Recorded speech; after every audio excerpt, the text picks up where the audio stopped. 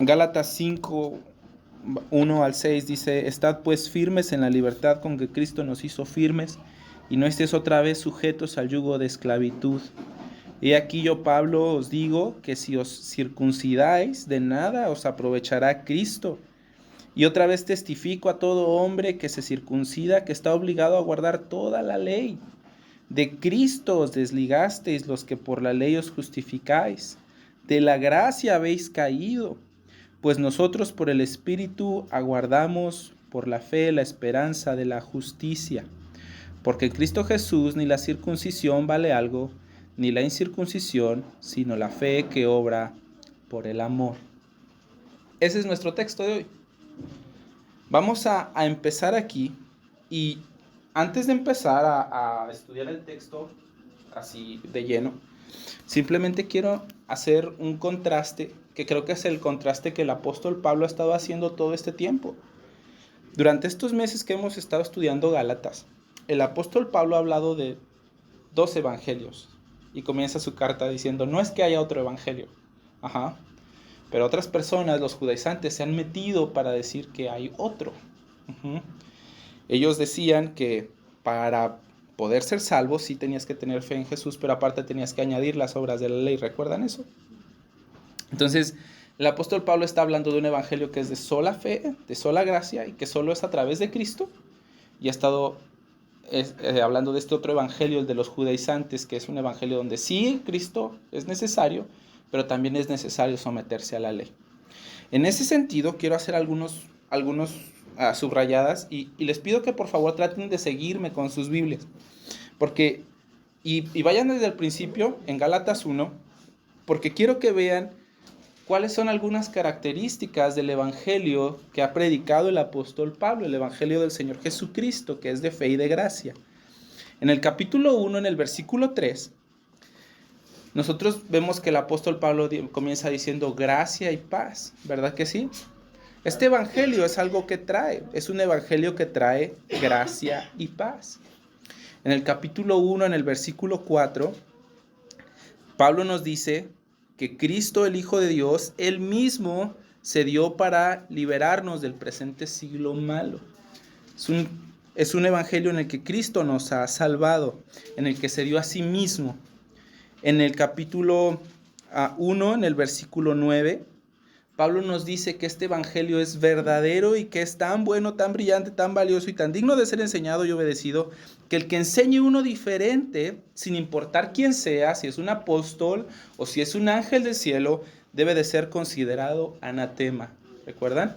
Dijimos que esa palabra significa maldito, es decir, apartado, para que Dios lo destruya. En el capítulo 1, en el versículo 12, también aprendimos que este no es un evangelio que Pablo aprendió de alguien, sino que es un evangelio que fue dado por revelación del Señor Jesucristo. Fue un evangelio que Dios mismo dio. En el capítulo 1, en el versículo 13, vemos que es un evangelio capaz de salvar al peor de los pecadores, porque salvó al apóstol Pablo, ¿verdad? El apóstol Pablo era perseguidor de la iglesia, malvado, no amaba a los cristianos, no amaba a Jesús, no les daba ni tantita chance de nada. Él pensaba que el evangelio debía de erradicarse, pero este es un evangelio que salva al peor de los pecadores. En el capítulo 2, en el versículo 20, que es un evangelio que me concede la vida de Cristo mismo, ¿verdad? Si ya no vivo yo, más Cristo vive en mí. Y lo que vivía en el otro tiempo en la carne, ahora lo vivo en ¿qué? En la fe del Hijo de Dios, ¿verdad? Entonces, este es un evangelio que me concede la vida de Cristo. En el 3.2 nos enseña que es un evangelio que concede al Espíritu Santo. Dice, ustedes recibieron al Espíritu, ¿verdad que sí? En el 3.5 también dice que es un evangelio que nos concede ver a Dios haciendo maravillas entre nosotros cuando nosotros escuchamos con fe. En el 3.10 nos enseña que es un evangelio en el que Cristo nos libera de la maldición del castigo por nuestros pecados, por no cumplir con la ley, ¿cierto? Porque está escrito que es maldito todo aquel que no permanece en las cosas escritas en la ley para cumplirlas todas.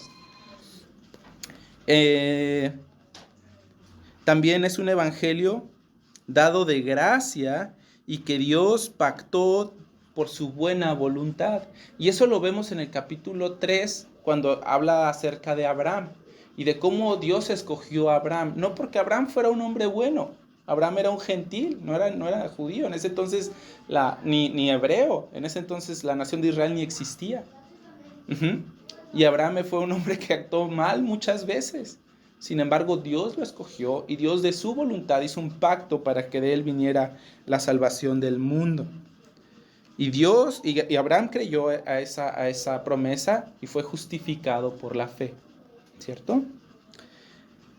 Pero también aprendimos que este evangelio es un evangelio que nos hace hijos de Dios. Vean el capítulo 3 en el versículo 26. Dice que si estamos unidos a Cristo también somos hijos de Dios. En el 3:27 es un evangelio que nos reviste de Cristo. En el 3:28, en la última parte, es un evangelio que nos hace uno con Cristo. Y en el resto del capítulo 4 nos hace parte del pueblo escogido de Dios para la eternidad y herederos de Dios según la promesa hecha a Abraham. Este evangelio es un evangelio que nos da muchas cosas, ¿cierto? Muchas cosas. Cosas que son grandiosas, más allá de lo que sabemos y muchas más allá de lo que llegamos a comprender. Hermanos, Dios nos ha concedido a su Hijo y a través de su Hijo nos ha comprado libertad de la maldición que teníamos por no cumplir la ley. Eso sí lo entendemos y eso por sí solo ya es valiosísimo. Y ahora Él también nos ha concedido su Espíritu dentro de nosotros. Dios mismo habita en nosotros a través del Espíritu Santo. En el otro lado, les decía que Pablo ha estado haciendo un contraste entre estos dos evangelios, ¿sí? Tenemos el evangelio de los judaizantes.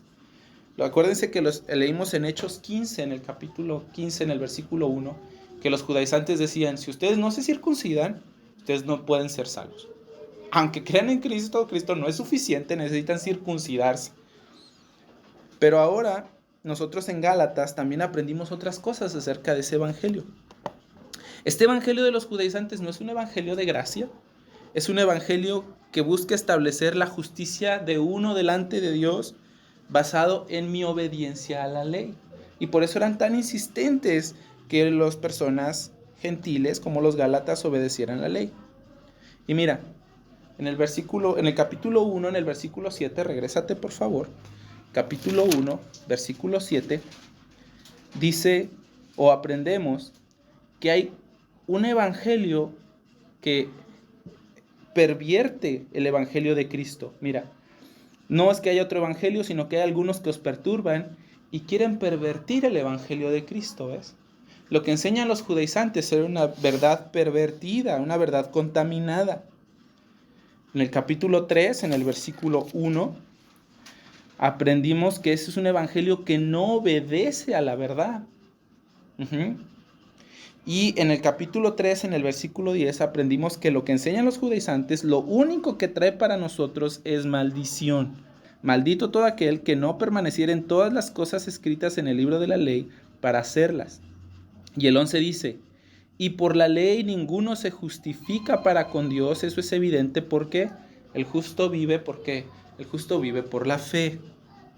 Entonces nosotros tenemos este evangelio, el evangelio de la gracia de Dios, que nos concede a Cristo mismo, nos concede su vida, nos concede al Espíritu Santo, nos concede libertad, nos concede ayuda, nos da a Dios mismo, nos libera de la maldición. Y por el otro lado tenemos esta enseñanza falsa que lo único que trae para las personas que la creen es condenación, una verdad contaminada y que no obedece a la verdad. No pasa nada. Ahora, si yo lo pudiera condensar así rápido, yo diría que Pablo ha estado hablando de un evangelio liberador, un evangelio esperanzador para los pecadores, uno que nos libera de la condenación de nuestro pecado y del peso de comprender que nunca jamás nosotros íbamos a poder cumplir con el estándar que Dios nos ha puesto y que estábamos lejos de la misericordia de Dios. Y ahora, por la gracia de Dios, hemos sido unidos al Hijo de Dios y Él nos ha dado su justicia, la justicia del Hijo, por fe y por gracia. El Evangelio de la gracia de Dios, hermanos, en Cristo, hace que nuestro apego a los mandamientos de Dios jamás podrá. Lo repito, el Evangelio de la gracia de Dios va a ser lo que nuestro apego a los mandamientos de Dios jamás podrá ser. Nuestro apego a los mandamientos jamás va a ganar a Cristo para nosotros, jamás nos va a dar justicia, jamás podría ser que el Espíritu de Dios viniera a nosotros, jamás nos compraría libertad, nunca haría ninguna de esas cosas. Por tanto, Pablo empieza escribiendo en el capítulo 5 así, porque el Evangelio, este Evangelio de Dios es así de bueno con ustedes. Estad pues firmes en la libertad con la que Cristo nos hizo libres, 5:1. Y no estéis otra vez sujetos al yugo de la esclavitud. Eso es lo que empieza diciendo Pablo. Entonces, Cristo no nos redimió de la maldición de la ley para que se sometieran a las exigencias de la ley otra vez. Cristo te liberó para que permanecieras en esa libertad. No regreses al yugo de la esclavitud que tenías antes. ¿Por qué harías eso? No tiene sentido. Y luego dice ahí más abajito en el versículo 2, he aquí yo, Pablo, y me encanta que diga esto, he aquí yo, Pablo, porque recuerden que Pablo es un apóstol y que hablamos de la autoridad de los apóstoles, pero si no lo recuerdan, es como si Pablo dijera, yo, Pablo, quien ha sido escogido por Dios para hablar las palabras de Dios con la autoridad del Señor, yo, Pablo, les digo que si se circuncidan, si ustedes le creen a los judaizantes y se sujetan nuevamente a la ley circuncidándose, si ustedes se circuncidan, de nada les aprovechará Cristo. Todas esas cosas que dijimos ahorita que Él había hecho para nuestro favor no tendrían provecho real para ninguno de ustedes. Si ustedes se someten a la ley, ustedes no van a tener ninguna bendición de parte de Cristo. Yo, Pablo, el que ha sido autorizado por Dios para hablar en su nombre, les está diciendo esto. No se sometan a ellos, permanezcan firmes. Y el versículo 3 dice, y otra vez les testifico. Y me encanta que diga otra vez testifico. Yo hubiera dicho, y otra vez les digo. Pero aquí usa otra palabra diferente. Usa testifico en lugar de decir. Y es importante que pensemos en estos detalles, porque yo creo que Pablo le añade seriedad a esto. No es como que simplemente estuviera diciendo algo y ya, él como si estuviera en presencia del juez de todo. Le está diciendo, yo les testifico ahorita con la verdad y con la seriedad que tiene un juicio, como si estuviera en la presencia del Señor, que aquel que se circuncida debe de guardar toda la ley. Entonces, si tú te circuncidas, ¿qué beneficio tienes? Porque día tras día la ley demanda de ti perfección. Y tú te debes de someter a todo eso. La carga que tenemos para nosotros es inmensa. No podemos cumplir ni los 10 mandamientos bien. Son muchas bolas para nosotros para andar malabareando. Atendemos una y descuidamos otra, y así nos pasa. Entonces, ¿cuál es el beneficio real de que te sometas a la ley? Pablo está diciendo, yo te testifico que si tú te circuncidas vas a tener que guardar toda la ley. Y lo único que ha traído la ley para nosotros ha sido maldición. Y Pablo nos lo deja claro en el capítulo 3, versículo 10 que leímos hace ratito. Entonces, ¿cuál es el chiste? ¿Cuál es el beneficio de someterte a eso otra vez? Porque dice Gálatas 2:16, pues si pueden ir ahí, vayan. Dice, porque nosotros sabemos que el hombre no es justificado por las obras de la ley. Entonces, si no es justificado por las obras de la ley, ¿para qué te sometes a ella?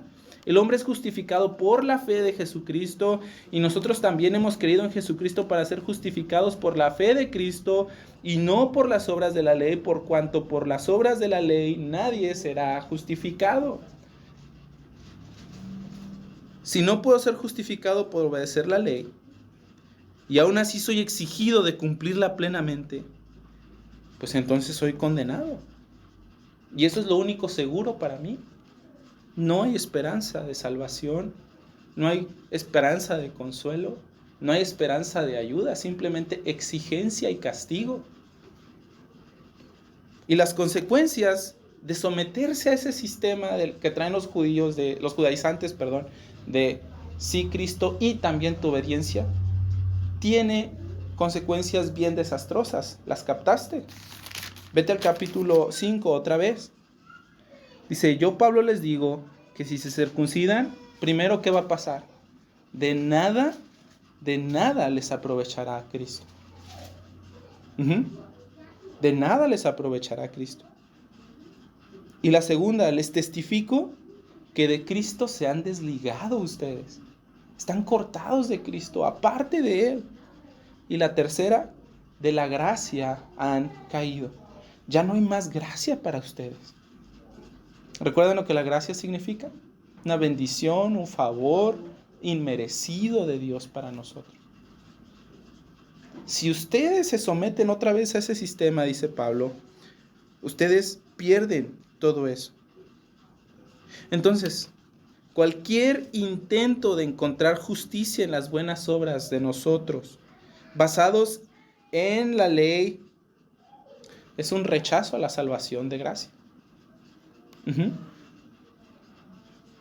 Es un rechazo a la salvación de gracia. Es como dice Romanos 11:6.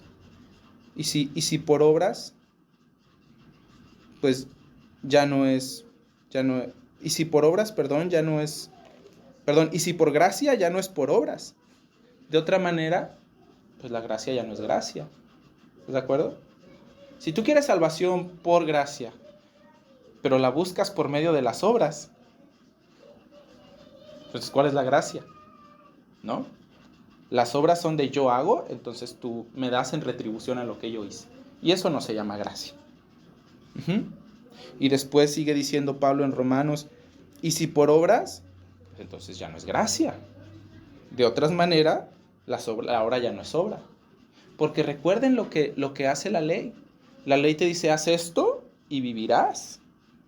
Haz esto o no lo hagas, desobedece y perecerás y serás castigado. El sistema de la ley es así. Si tú haces bien, bendición. Si tú haces mal, maldición. Simple. La gracia no obra así. La gracia nos enseña, como dice Romanos 5:8, que Dios ha mostrado su amor para con nosotros en que siendo que aún pecadores, Cristo murió por nosotros. Y como también dice Romanos 3:21. Dice así: ahora aparte de la ley se ha manifestado la justicia de Dios testificada por la ley y los profetas, la justicia de Dios por medio de la fe en Jesucristo para todo el que cree. Porque no hay diferencia por cuanto todos pecaron y están destituidos de la gloria de Dios, siendo justificados gratuitamente por su gracia mediante la redención que es en Cristo Jesús. Eso es del Romanos 3, del 21 hasta el 24. Entonces la salvación que es de nosotros es una salvación por gracia. Por gracia. Solo a través de Jesucristo, solo a través de su redención. Como dijo el Señor Jesucristo en Juan 14:16, ¿recuerdan? Yo soy el camino, la verdad y la vida, y nadie viene al Padre si no es por mí. El único camino de salvación que nosotros tenemos es a través del Señor. Pedro predicó también en Hechos 4:12, y en ningún otro hay salvación, porque no hay otro nombre bajo el cielo dado a los hombres en el cual podamos ser salvos. No podemos. Entonces no hay manera de encontrar salvación fuera de Cristo. Fuera de Él no hay gracia ni esperanza. Mi provecho de toda su obra, o el provecho de toda su obra, para todos los que en su orgullo siguen creyendo que de alguna manera su comportamiento los hace estar bien con Dios, el provecho para ellos no existe, es nulo. Como dijo Charles Spurgeon, es más fácil tratar de cruzar el océano Atlántico en un barco de papel que tratar de llegar al cielo por medio de buenas obras. Mucho más fácil. Creo que de aquí nosotros podemos aprender algunas cosas. Y una de las cosas más importantes que yo creo que podemos aprender es que es sumamente peligroso considerarse una buena persona. Es sumamente peligroso considerarse alguien de buen corazón. A estos que por la ley se justifican. ¿Sí leíste eso? Dice, de Cristo os desligasteis los que por la ley os justificáis. Estos que se justifican por la ley diciendo, yo soy buena gente, yo tengo buen corazón, yo no le hago mal a nadie, yo me porto bien. Esos que por la ley se justifican no tendrán nada de parte del Señor Jesús. Nada. Están apartados de Él, separados de Él. Para estos que por su corazón orgulloso y petulante no pueden admitir que no son más que pecadores, para estos que se justifican por la ley, para ellos no hay gracia. Para aquel sin arrepentimiento no habrá misericordia. Es sumamente peligroso cuando nosotros llegamos a considerar que somos buena gente porque nos portamos bien y hacemos ciertas cosas morales. Aquellos que se justifican por la ley, separados de Cristo. Si tú crees que la justicia que Dios va a darte en el día final es por tus obras, entonces no se puede. Este sistema de la ley que tienen los judaizantes y el sistema de la gracia que tiene Dios son completamente opuestos. No puedes ir a la derecha y a la izquierda al mismo tiempo. No lo puedes hacer.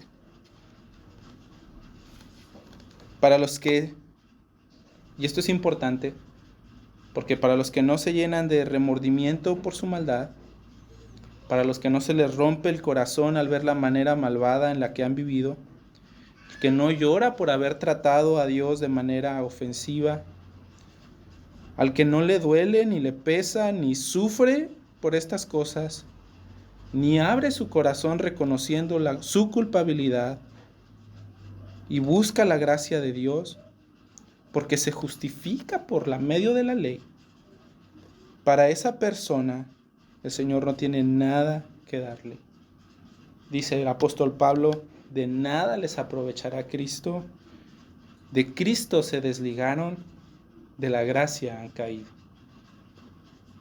Es bien triste, porque las personas viven engañadas y engañándose, y cuando lleguen delante del Señor, entonces ellos encontrarán lo que el Señor Jesús les dijo a los fariseos en Mateo 7, ¿recuerdan? Yo no los conocí. Yo no sé quiénes son ustedes. Señor, pero en tu nombre predicamos y en tu nombre echamos fuera demonios. Tal vez nosotros le podríamos cambiar, Señor, pero yo iba a la iglesia y yo hacía esto y yo ayudaba y... Yo no te conozco. Es bien triste las consecuencias que acarrean esta mentira malvada de que necesitamos obras para justificarnos delante de Dios. No es así, Dios no trabaja así. En el versículo 5 dice, pues nosotros. Y mira, la palabra pues nos ayuda en el español a encontrar el motivo de algo, o la razón de algo, o la causa de algo. O sea, todas estas cosas que pasaron, que de Cristo os desligasteis, caíste de la gracia, Cristo no les aprovecha para nada, todo esto pasa por la siguiente razón. Versículo 5, pues nosotros por el Espíritu aguardamos por fe la esperanza de la justicia. Ahora, antes de entrar a esto, yo quiero que te des cuenta que este versículo 5 es un contraste entre un cristiano y un no cristiano. ¿Por qué? Porque en los versículos 1, 2, 3 y 4, Pablo ha estado hablando con el pronombre ustedes. Date cuenta, mira. Estén pues firmes en la libertad con la que Cristo nos hizo libres y no estén otra vez sujetos al yugo de la esclavitud. He aquí yo digo que si os circuncidáis, de nada les aprovechará Cristo. ¿A quién? A ustedes. De nada les aprovechará Cristo. ¿De quién está hablando? De ustedes, ¿cierto? Y luego sigue en el versículo 3. Y otra vez les testifico que todo hombre que se circuncida está obligado a guardar la ley. ¿Está hablando de él mismo? No, está hablando de alguien más. ¿Está hablando de los hermanos? No, está hablando de un hombre que se está sujetando a la ley. Y en el 4 dice, de Cristo os desligasteis. ¿Quién? Ustedes. Los que por la ley os justificáis. ¿Justificáis quiénes? Ustedes. De la gracia han caído. ¿Quién ha caído? Ustedes. Dice, pues nosotros. Y ahí hay un cambio, ¿ves? ¿Ves? Nosotros, los cristianos, nosotros, los que por la fe tenemos la esperanza de justicia, no la tenemos por nosotros mismos, ni en nuestras acciones, ni en nuestro apego a la ley, ni en las cosas buenas que hacemos. Nosotros tenemos esa esperanza porque la esperamos por el Espíritu. Para mí fue de mucha ayuda, aquí en el versículo 5, leerlo al revés, poner primero la segunda parte. Pues, esta esperanza de justicia que nosotros tenemos, la tenemos porque nosotros esperamos por el Espíritu. Nosotros esperamos en Dios. Por su Espíritu y por la fe nosotros esperamos. Nosotros no esperamos teniendo esperanza en lo que llegamos a hacer o en cómo lo hacemos, o si cumplimos el requisito de la ley bien o no. Nosotros lo esperamos por la fe y por el Espíritu. Y este Espíritu en el cual nosotros esperamos, date cuenta, por favor, que Gálatas nos enseña que no es algo que nace de nosotros. Para empezar, ahí tiene una E mayúscula, es el Espíritu Santo, ¿sí?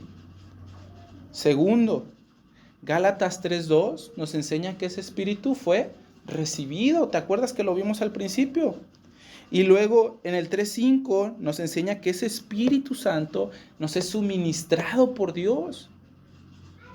Entonces, en este asunto de la salvación, incluso si yo llego a esperar algo, no es porque yo haya sido muy inteligente y yo me di cuenta y yo lo hice sino es porque el Espíritu Santo nos ayuda.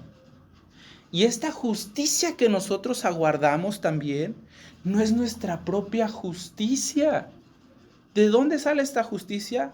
El 2:16 nos dice, nosotros somos justificados por la fe en Jesucristo. Él es nuestra justicia. Y esto otra vez, no lo esperamos porque nosotros hemos obedecido la ley. Entonces, hermanos, por favor, no crean o lleguen a creer que su obediencia a la ley los hace justos delante de Dios. Lo digo de otra manera. No crean que porque ustedes no tienen problemas en su casa, o porque ustedes son buenos esposos, o porque ustedes son buenos hijos, o porque ustedes son buenos trabajadores y no ladrones, o porque ustedes vienen a la iglesia y se sientan y escuchan y se aprenden los versículos, no crean que es por eso que la justicia de Dios les es dada a ustedes. Nosotros esperamos nuestra justicia de Cristo y solamente de Cristo. Solamente de Él. Él es el que nos justifica. Lo aprendimos en la semana de resurrección. ¿Se acuerdan? Él fue resucitado para nuestra justificación. Nuestra justicia viene de Él. Entonces en Cristo es nuestra justicia. Y por eso termina nuestro estudio así, con el versículo 6. Entonces, si nuestra justicia no depende de la ley para nosotros los cristianos, sino que la esperamos de Cristo y por el Espíritu Santo, entonces en Cristo ni la circuncisión ni la incircuncisión valen de algo.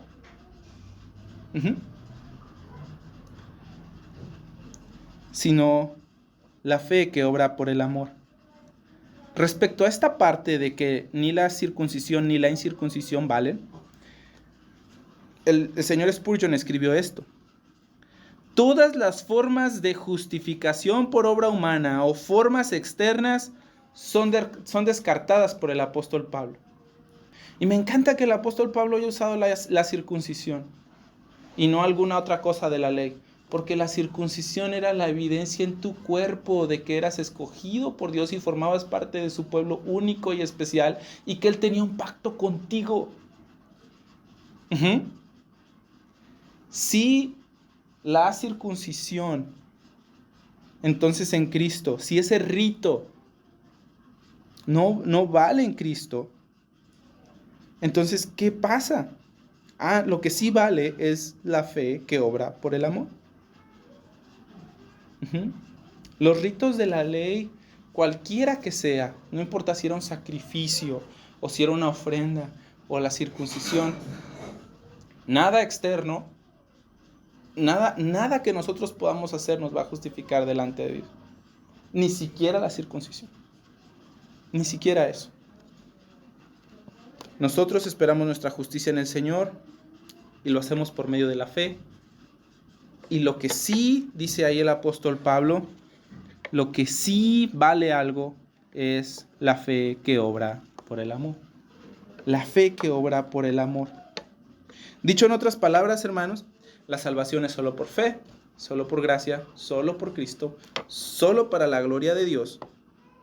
Y esta fe, que es lo único por lo cual nosotros recibimos la salvación, no viene sola. Nunca viene sola. Siempre viene acompañado de algo. No es como que somos salvos y ya, y mi vida sigue igual. Y todo sigue igual. Y yo sigo pensando de la misma manera, y sigo hablando de la misma manera, pensando de la misma manera, actuando de la misma manera, teniendo mis relaciones igual con mis hijos, con mi esposa, con las personas que están a mi alrededor. No. La fe que salva, hermanos, es una fe que produce esto, un obrar por amor. Un obrar por amor.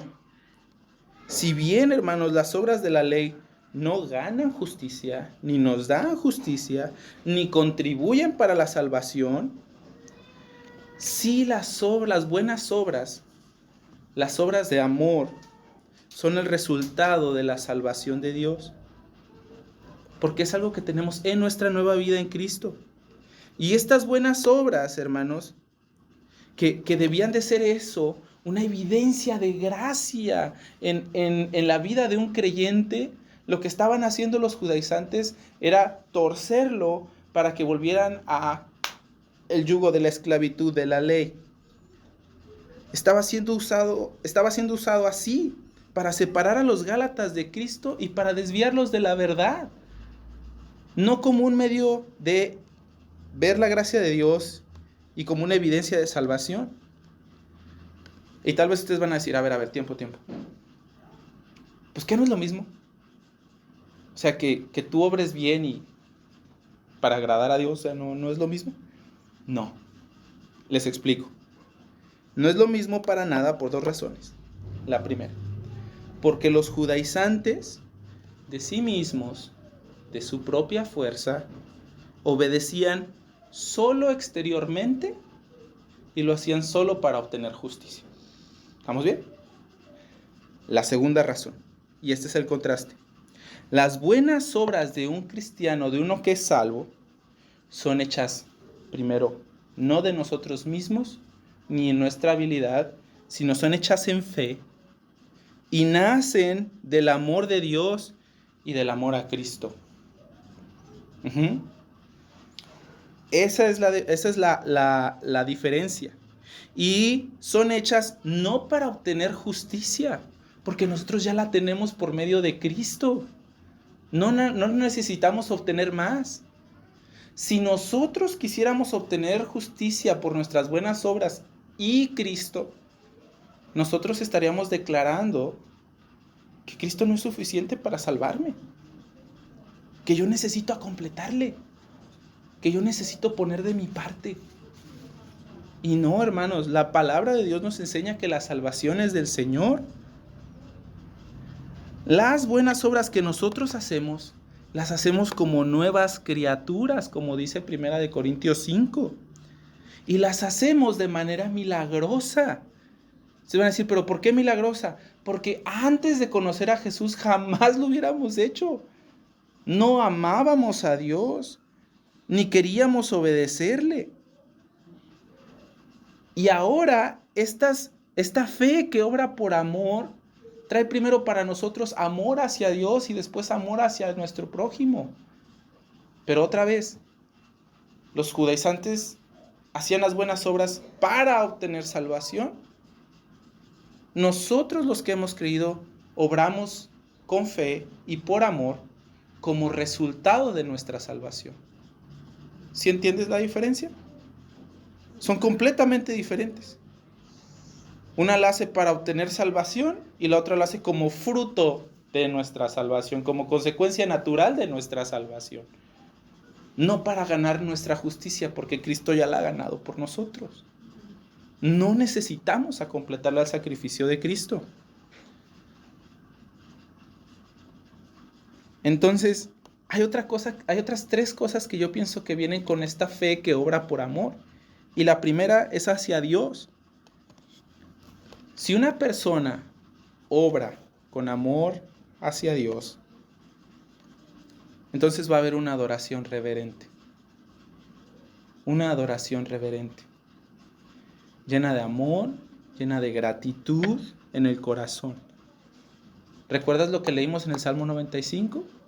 Cantemos alegremente, con júbilo, a la roca de nuestra salvación. Si una persona ha sido salva, lo primero que va a haber en él va a haber un sentimiento de reconocimiento de la grandeza y de la bondad de Dios por todas las cosas buenas que Él ha hecho por nosotros, todas las que dijimos mero al principio. Porque somos reconocedores de que nosotros no las merecíamos, sino las dio de su gracia y de su buen corazón para nosotros.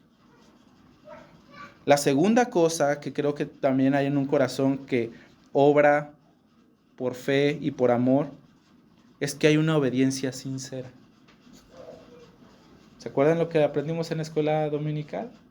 No lo hacemos por fuerza, lo hacemos de corazón. Esa obediencia sincera porque ya no obedecemos por temor. Hazlo porque si no Dios te castiga, o hazlo porque si no Dios no te bendice. Ese no es el punto. La ley nos enseñó así. Pero acuérdense que la ley simplemente es un ayo para decir, pues es que no puedo obedecer, necesito a Cristo que me ayude. No lo hacemos por temor, tampoco lo hacemos de mala gana. Hermanos, de verdad es para mí asombroso cómo ver cómo se ven cristianos que hacen muchas cosas de mala gana. Porque los obligan a hacerlas, porque tienen que. No, hermanos. La fe que obra por el amor no hace cosas de mala gana para su Señor, ni tampoco a fuerzas, ni obligados. Tampoco lo hace para guardar las apariencias. Nomás para no tener problemas con nadie o que nadie me diga nada. No, lo hace con alegría y de corazón. Los cristianos dicen junto con el rey David, cuánto amo yo tu ley, todo el día es ella mi meditación. Más dulce que la miel que destila del panal, como dice el Salmo 19. Y por último, esta fe que obra por amor también tiene amor sacrificial por otros. Amor sacrificial por otros. Y yo decir, Carlos, ¿de dónde sacas eso? De Gálatas. Mira lo que dice el capítulo 5 en el versículo 13. Porque vosotros, hermanos, a libertad fuisteis llamados. Nada más que no usen su libertad como ocasión para la carne. Es decir, para darle rienda suelta a su naturaleza mala. No lo hagan así, sino para servirlos, ¿cómo? Por amor los unos a los otros. ¿Ves? Y mira lo que dice la primera carta de Juan en el capítulo 1, en el versículo... primera carta de Juan, capítulo 4, versículo 20. Primera carta de Juan, capítulo 4, versículo 20, dice así: si alguno dice yo amo a Dios y aborrece a su hermano, ¿es qué cosa? Es mentiroso, pues el que no ama a su hermano, a quien ha visto, ¿cómo puede amar a Dios a quien no ha visto? ¿De dónde sacas esas cosas? Ahora, tú vas a decir, como esta semana hablaba con mis alumnos acerca del amor, y y unos me decían, profe, no, pues no es que yo lo aborrezca, pero pues nomás no me cae. Ajá. Nomás no me cae. O sea, X, ¿no? Lo que sea él. Pero no es eso aborrecer. O sea, me da lo mismo lo que pase contigo. ¿No? Piénsenlo. O sea, una persona a la que si le pasa algo o no le pasa algo, o si vive o si no vive, te da lo mismo. ¿No es eso aborrecer? Que no se ocupa en ello. Sí. Ahora, hermanos, la fe salvadora, esta fe de la que nosotros estamos viendo en Gálatas, es una prueba, la prueba de la fe salvadora es la obediencia. Es la obediencia y siempre va a ser así. Y esa obediencia lo primero que produce es amor. Uh-huh. De hecho, miren ahí mismo en Gálatas 5, en el versículo 22, dice, Gálatas 5, 22, dice que el fruto del Espíritu Santo es primero ¿qué? Es primero amor, ¿cierto? Y luego gozo, paz, paciencia, benignidad, bondad, fe, mansedumbre, templanza, ¿cierto? Pero lo primero que produce es amor, la fe obra por amor. Recuerden, hermanos, las palabras del Señor Jesús en Mateo 7:21, se las repito: no todo el que me llama Señor, Señor entrará en el reino de los cielos, sino el que hace la voluntad de mi Padre que está en los cielos. Una fe que salva es una fe obediente, es una fe que produce un cambio en la manera de vivir. Eso se llama regeneración, es decir, que te vuelven a nacer con nuevos deseos, nuevos sentimientos hacia Dios, hacia tu maldad, hacia el prójimo. Por tanto, hermanos, examinemos nuestra vida. Esta semana leí algo interesante de un señor que se llamó Arthur Pink. Te lo quiero leer, piénsalo. Conocer la verdad y vivir en nuestro pecado y aún así esperar ser salvo es el engaño maestro de Satanás. Conocer la verdad y de todos modos vivir como se te da la gana, fuera del señorío de Cristo, y aún así creer que eres salvo, engaño maestro.